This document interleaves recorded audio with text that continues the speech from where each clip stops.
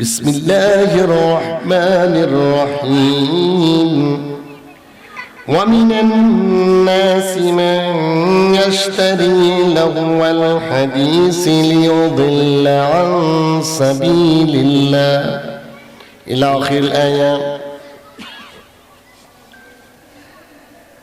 আল্লাহর নবী মানুষদেরকে দাওয়াত দিচ্ছেন, কোরআনের দাওয়াত দিচ্ছেন, ইসলামের দাওয়াত দিচ্ছেন, তাওহীদের দাওয়াত দিচ্ছেন, রিসালাতের দাওয়াত দিচ্ছেন। নামাজের কথা বললেন, রোজার কথা বললেন, যাকাতের কথা বললেন, হজের কথা বললেন, এমন কি যুদ্ধের কথা বললেন। যুদ্ধে যেতে হবে,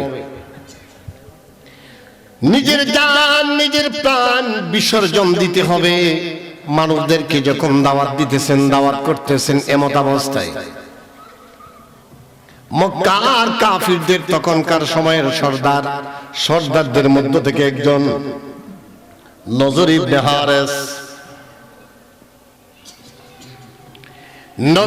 হারেস সে চিন্তা করে দেখলো তার ভিতরে শয়তান ভালোটাই ঢুকছে। বন্ধু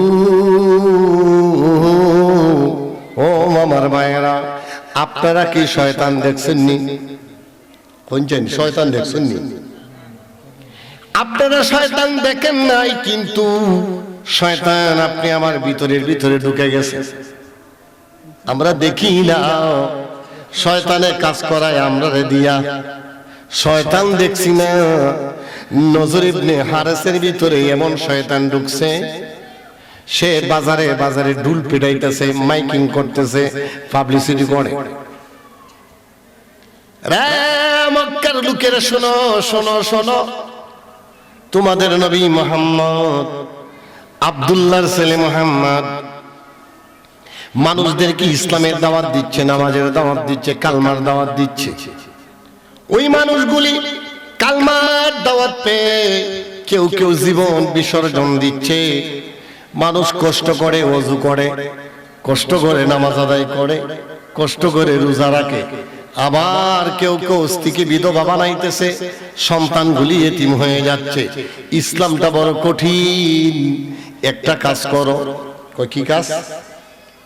কয়েকটা কাজ করো। ওয়াজ দিতে হবে না, নসিহতে বসতে হবে না।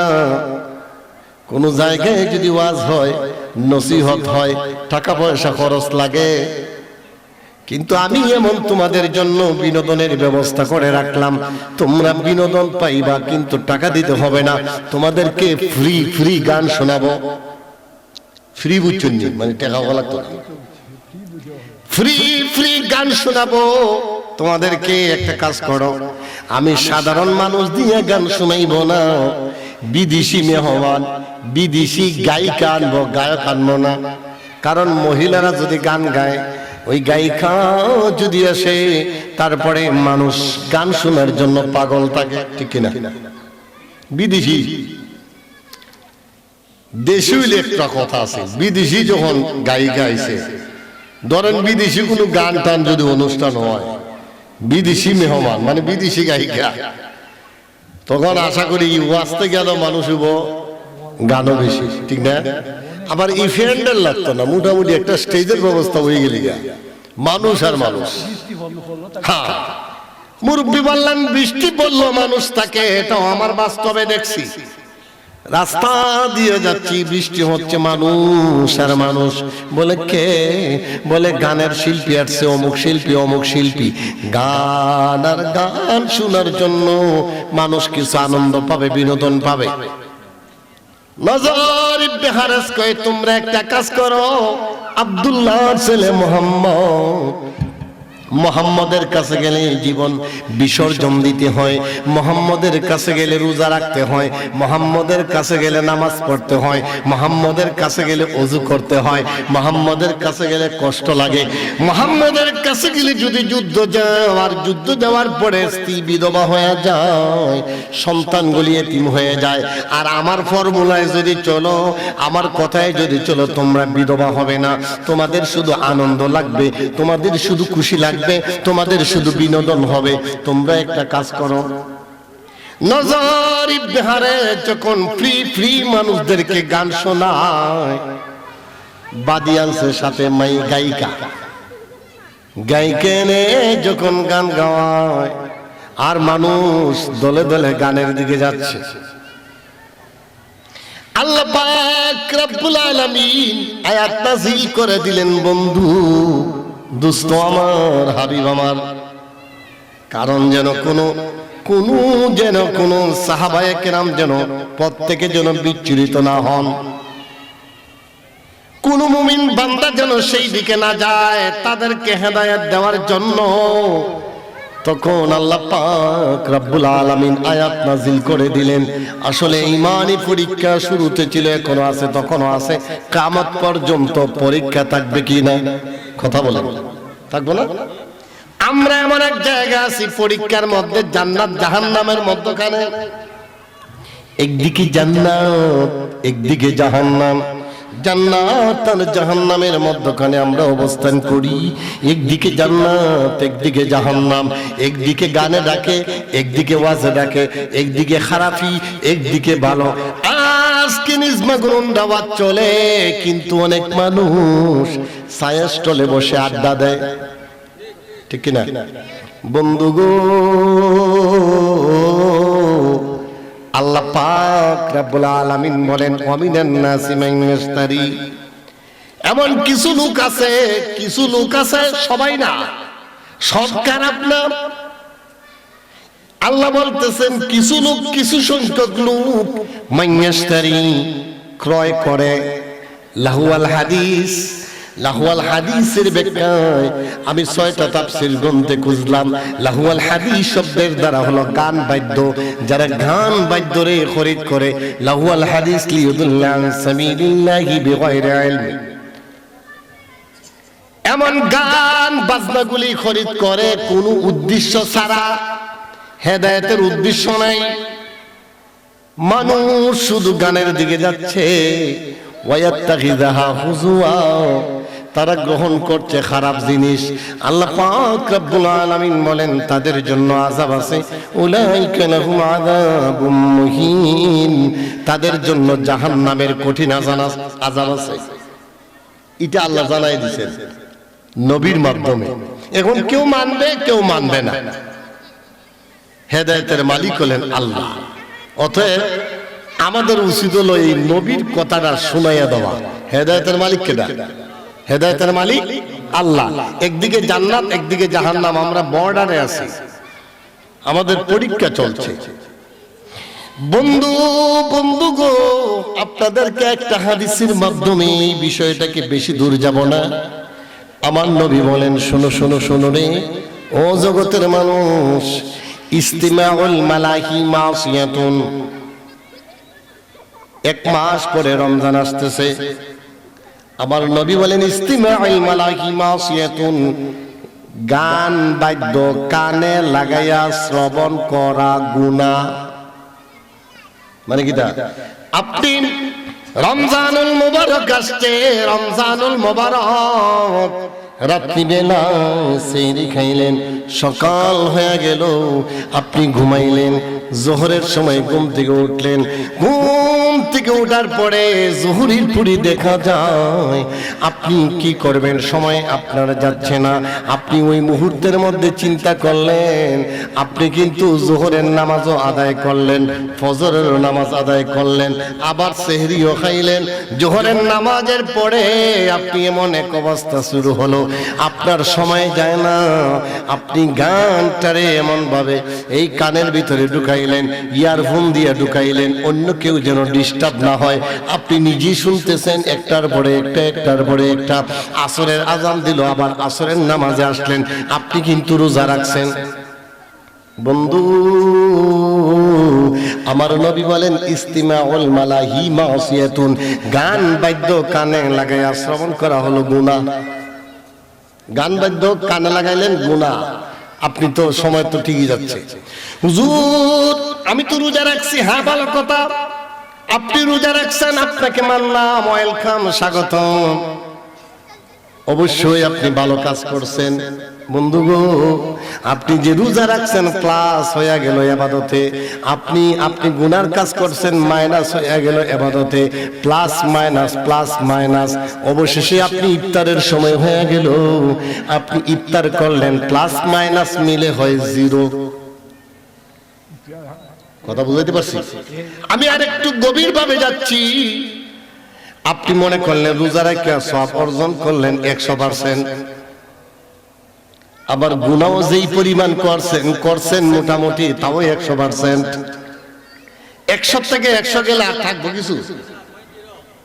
0.0 প্লাস মাইনাস রেজাল্ট কিন্তু 0।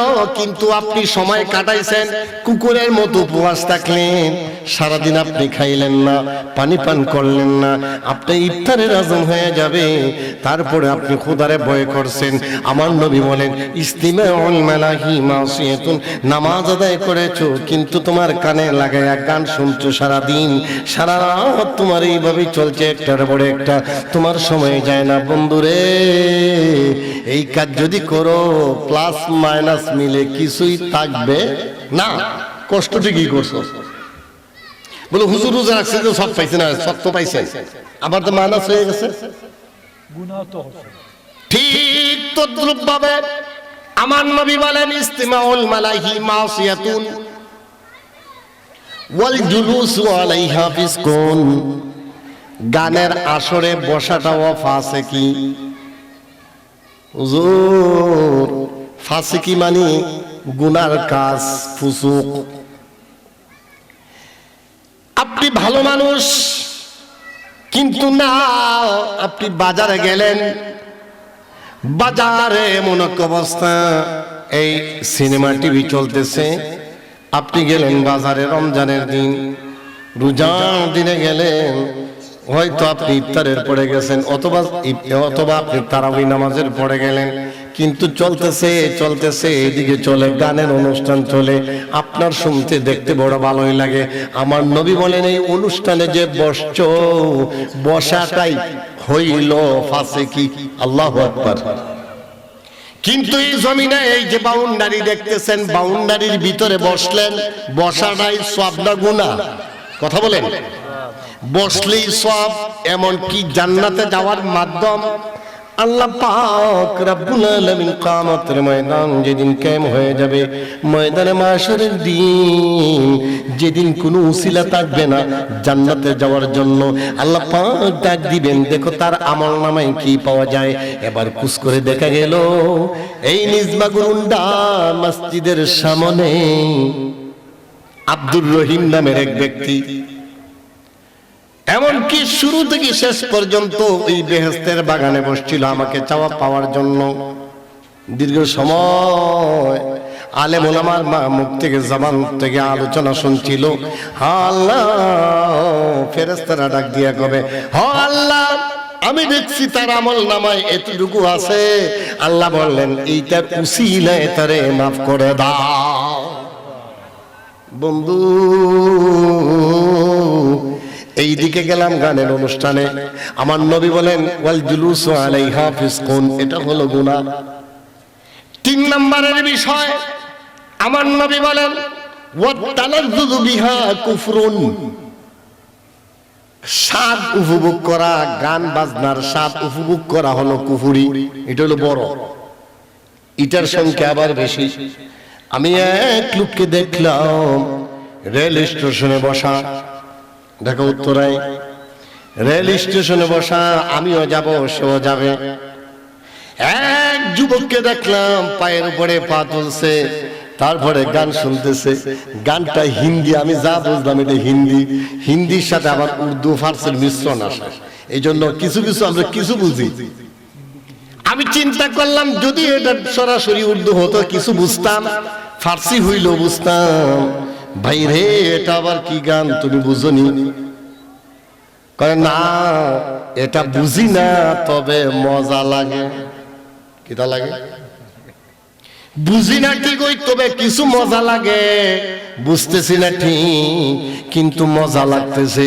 আমার নবী বলেন ওয়াল জুলুসু আলাইহা ফিসক ওয়াত তালাজ্জুযু বিহা কুফরুন, অন্তরে স্বাদ উপভোগ করা এটা হলো কুফরি।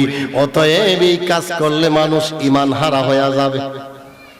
চিন্তা করেন, তাহলে আমরা গানের অনুষ্ঠান ছেড়ে ওয়াজের অনুষ্ঠানে আসছি, এতে আমাদের তকদির ভালো না খারাপ? কথা বলেন বন্ধু। আলোচনায় অন্যদিকে যাব না, আমি মূল আলোচনায় কিছু কিছু টাচ দেব। ইমাম গাজ্জালি জগৎ বিখ্যাত ইমাম, জগৎ বিখ্যাত মুহাদ্দিস, জগৎ বিখ্যাত দার্শনিক, জগৎ বিখ্যাত আলেম ইমাম গাজ্জালির দুইটা রিওয়ায়াত পাওয়া যায়। একটা হলো স্বপ্নের ব্যাখ্যা এক যুবকের, আর একটা হলো আর যুবকের কাহিনী বলতেছে এসে, কই হুজুর আমি গতকালকে রাত্রে স্বপ্নে দেখলাম। কি দেখলাম? স্বপ্নে যদি কেউ কোনো কিছু দেখে, কোন বুজুর্গ ব্যক্তিকে বলা উচিত, নাইলে কিছু নীরব থাকেন, আল্লাহর কাছে চান। কারণ হাদিস আছে, তিরমিজি শরীফে হাদিস আছে, স্বপ্নে যদি এমন কোন জিনিস দেখে ফেলেন মানুষদেরকে বলেন, আর মানুষে যদি কয় না না এটা মনে হয় খারাপ, না তোমার লক্ষণ ভালো না, তার মানে এই রেজাল্টটা খারাপ হবে। এই জন্য স্বপ্নের বিষয় কাউকে বলতে গেলে বলতে হবে বুজুর্গ মানুষের কাছে, যার কাছে বললে কিছু একটা সমাধান পাওয়া যাবে, উনাকে বলতে হবে। আজকে একটা নতুন বিষয় দিলাম আপনাদেরকে, স্বপ্নের কথা কাউকে বলা যাবে না, বলা যাবে ওই সমস্ত লোক যারা স্বপ্নের তাবির করতে পারে, ব্যাখ্যা করতে পারে। ইমাম গাজ্জালি জগৎ বিখ্যাত মুহাদ্দিস, জগৎ বিখ্যাত দার্শনিক, জগৎ বিখ্যাত একজন আল্লাহ ওয়ালা, উনার কাছে গেল, আল্লাহ ওয়ালা হুজুর গো আমি গত রাত্রে স্বপ্নে দেখছি। কি স্বপ্ন দেখছি? যিনি স্বপ্নে দেখছেন তিনিও তেমন সাধারণ মানুষ না, তিনিও বুজুর্গ। তিনি বলতেছেন গতকালকে রাত্রে হঠাৎ দেখলাম একটা বাঘ আমাকে দৌড়াইতেছে। কি দৌড়ায়? বাঘে যখন দৌড়ায় তার ভয় আছে না নাই? মৃত্যুর ভয় সবারই আছে। বাঘটাকে দৌড়াইতেছে, দৌড়তে দৌড়তে দৌড়তে দৌড়তে দৌড়তে এখন বাঘ থেকে বাঁচার জন্য হঠাৎ দেখলো স্বপ্নের মধ্যেই, এবার দেখতে পেলো একটা কুয়া, একটা গর্ত দেখা যায়। কয় আমি গর্ততে লাফ দেব, দেখলাম জানটা বাঁচাই, প্রাণটা বাঁচাই। আমি গর্ততে লাফ দেব, দেখলাম নিচে বড় একটা সাপ বসা। কি ব্যাপার, কোথায় যাব? যখন আমি নিচের দিকে যাইতে যাচ্ছিলাম, আমি যখন দেখলাম এটার মধ্যে সাপ আছে, আমি যখন এই নিচে যাব, আমি ভয়ে আর নিচের দিকে যাচ্ছি না। আরে বাবা সাপ, এদিকে হইল বাঘের ভয়, এদিকে সাপের ভয়, দুইটি ভয়, দুইটি কামড়, দুইটি আমাকে আক্রমণ করবে, আমি মারা যাব। এই মুহূর্তের মধ্যে আমি কিং কর্তব্য বিমূঢ় হয়ে গেলাম, আমি হেজিটেশনে পড়ে গেলাম, আমি দ্বিধাদ্বন্দ্বে পড়ে গেলাম, কি করব কি না। কারণ এই মুহূর্তে তো পরামর্শ করা যায় না, এই মুহূর্তে কোনো চিন্তার কোনো বিষয় নাই, তাড়াতাড়ি একটা সমাধান পাইতে হয়। হঠাৎ দেখলাম এই কুয়ার মধ্যে কিছু বড় বড় লম্বা লম্বা গাছ ঝুলে রয়েছে, গাছ। হঠাৎ মাথার ভিতরে আসলো, আমি যদি এই গাছের সাথে ধরিয়া আমি যদি এইভাবে লটকিয়ে রাখতে পারি, ঝুলে থাকতে পারি, নিচে গেলে সাপে ধরবে, উপরে থাকলে বাঘে খাইবে। অতএব আমি এটাকে ধরে ধরে নামলাম, গাছের সাথে ধরে আমি এইভাবে কোনো মতে দাঁড়িয়ে রয়েছি। এইদিকে সাপ, নিচের দিকে সাপ, উপরে বাঘ, আমি ধরলাম গাছের মধ্যে। কিছুক্ষণ পর দেখতেছি আমি যে গাছে ধরলাম, সেই ঘাসের মধ্যেও দুইটা ইঁদুর, একটা সাদা ইঁদুর, একটা কালো ইঁদুর। এই গাছের ডগাগুলি খাচ্ছে, গুড়িগুলি খেয়ে দিচ্ছে। আমের ভয় এবার তার বার্সনা কমছে। এদিকে উপরে হইলো বাঘ, নিচে হইলো সাপ। এদিকে যে গাছে ধরলেন এই গাছটাও খেয়ে ফেলতেছে ওই ইঁদুর, দুইটা ইঁদুর, একটা সাদা একটা কালো। এবার আরো চিন্তায় পেরেশান হয়ে গেলাম। চিন্তা করতে করতে কইরে আমার বুঝি এখন এই সময় যাবে, আমার বুঝি এখন ওই প্রাণটা বাহির হয়ে যাবে। আমি যেই গাছে ধরলাম সেই গাছটাও ছিঁড়ে যাবে, যেহেতু ইঁদুরে খেয়ে ফেলতেছো। গাছটাও তো এতটা শক্তিশালী না, অবশ্যই আমি পড়ে যাব। মুহূর্তের মধ্যে দেখলাম একটা, আমারও খিদা লাগতেছে, ও মুহূর্তের মধ্যে দেখলাম একটা মৌমাছির বাসা এখানে দেখা যায়। মৌচাকের বাসার দিকে তাকাইতে দেখি মৌচাকের বাসার মধ্যে কোনো মৌ নাই, মৌমাছি নাই। ওই মৌমাছি যখন নাই তেউইলে আমি কি করলাম, আঙ্গুল ঢুকাইয়া দিলাম। এই মৌমাছির বাসার ভিতরে আমি আঙ্গুল ঢুকাইছি। ইমাম গাজ্জালী, আমি মৌমাছির বাসার ভিতরে আমি আঙ্গুলটা ঢুকায় দিলাম রে। ঢুকায় দিয়া দেখলাম কিছু মধু আমার আঙ্গুলের মধ্যে লাগছে। আমি মধু চাষি, মধু চাটতেছি, এইভাবে মধু লেহন করে খাচ্ছি। আমি খুব ভালো লাগতেছে। আবার আঙ্গুল ঢুকাই, আবার খাই, আবার আঙ্গুল ঢুকাই, আবার খাই। করতে করতে করতে করতে করতে করতে এইদিকে যে ইঁদুর যে আমার ঘাস খাইতেছে এটা আমার মনেই নাই। আমার পেরেশানি দূর হয়ে গেছে। আমি এই লুবে পড়ে মধু খাচ্ছি, মধু খাচ্ছি, মধু খাচ্ছি। করতে করতে করতে করতে আমার ঘুমটা ভাঙা গেছে। ইমাম গাজ্জালী, আমি কার কাছে বলবো? স্বপ্নের ব্যাখ্যা সবাইকে বলা যায় না, স্বপ্নের ব্যাখ্যা সবাইকে বলা যায় না, স্বপ্নের কথা সবাইকে বলা যায় না। যে ব্যক্তি বুজুর্গ, যে ব্যক্তি আল্লাহওয়ালা, যে ব্যক্তি নবী প্রেমিক, যে ব্যক্তি ওলি প্রেমিক, যার ভিতরে আল্লাহর কোরআনের ইলম আছে, যার ভিতরে নবীর হাদিসের জ্ঞান আছে, যেই ব্যক্তি তাবির করার ক্ষমতা রাখে, যেই ব্যক্তি বুজুর্গ। হুজুর, আমি চিন্তা করলাম আপনি ছাড়া এটার সমাধান দিতে পারবেন না, আপনার কাছে আসছি, আপনি আমার একটা সমাধান দিন। আল্লাহু আকবার।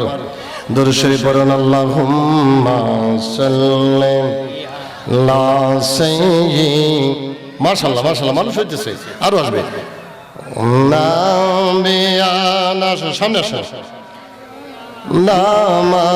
মাওলানা মাদাল্লাহুম্মা দেখায়া ইচ্ছা যদি হয় গো নবীজি নুরি বদন দেখায়া। হায়রে গোলামদের শান্তি করো এ মাহফিল আসিয়া। আল্লাহুম্মা আলা সাইয়্যিদিনা মুহাম্মাদ নাবিয়ানা শাফি মাওলানা। যাইতে যদি চরে আশিক নবীজির বাড়ি মদিনা, হায়রে প্রাণ খুলিয়া পর দুরুদ যাইবে সোনার মদিনা। আল্লাহুম্মা সাল্লি মুহাম্মদে মুহাম্মাদ নবী শাফি মাওলানা। ডানতে মাটি বামে মাটি, মাটির হবে। আপনাদের এলাকায় কি ডানে মাটি বামে মাটি, বিছানা মাটিরই হয়নি না, খেতামালিশ আছে বন্ধু? এই জন্য সবাই পড়েন, ডানেতে মাটি বামে মাটি, মাটির বিছানা। হায়রে ও পড়েতে বাঁশির সানি, এই হবে মোর ঘর খানা। আল্লাহুম্মা সাল্লি আলা সাইয়্যিদিনা মুহাম্মাদ নবী শাফিউনা মাওলানা। বন্ধু এবার ইমাম গাজ্জালি বলেন, শোনো শোনো শোনো, তুমি যে ভাগটা তুমি দেখেছো, এই ভাগটা হলো মালাকুল মউত, যেটাকে আমরা বলি আজরাইল। মালাকুল মউত ফেরেশতা তোমাকে ধাওয়া করতেছেন, সবার পিছনেই কিন্তু মালাকুল মউত লাগানো আছে, ঠিক কিনা বন্ধু গো? মালাকুল মউত কিন্তু আপনার ঘরটা চিন্না গেছে, চিনছে না? আপনার ঘরে আপনার বাবা আপনার মতনই ছিল, আপনার দাদা আপনার মতনই ছিল, আপনার মা আপনার মতনই ছিল। মালাকুল মউত আপনার ঘরে গেছে, আপনার দাদার জান কবজ করছে, আপনার বাবার জানটা কবজ করছে, আপনার মার জান কবজ করছে, কিন্তু মালাকুল মউত কেউ দেখছেনি।